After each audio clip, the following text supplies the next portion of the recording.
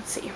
What are the social implications of jazz during the 1920s, and how did the music reflect the society at the time? Um, I think migration is a pretty good place to start. So the most obvious connection is with the big migration of African Americans during the Second World War, and then that extends right the way through the 1920s. It slows down a little bit during the Depression. What that did was create large urban black communities. During the prosperity of the 20s, these black migrants had a little bit more discretionary income, so that helps to provide sort of a base for clubs and starting bands and so forth. But it's mainly the concentration of people in these urban areas that provides not just a market, but kind of a social base for the expansion of jazz in the 20s. And then the other way that this relates to migration is that you have, by the 1920s, a second generation of this, from this massive wave of European immigrants that was coming into cities in the early 20th century.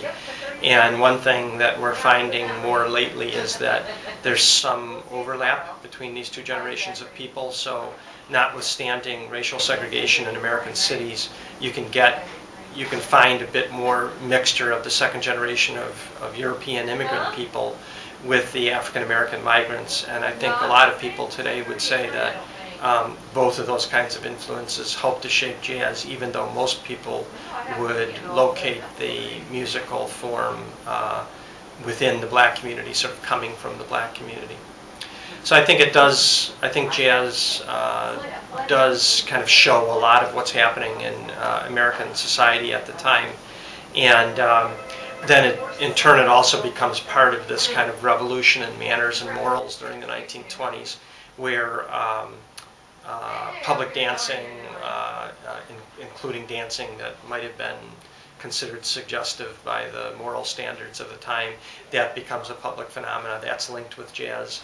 And the jazz clubs are a place that you see a lot of the kind of public behavior and even style, sort of dress on the part of women, for example, that more conservative people during the 1920s might have objected to. So jazz is also kind of a symbol of that cultural tension in the United States during the 1920s, but I think it's linked to these social phenomena as well that I mentioned at the beginning.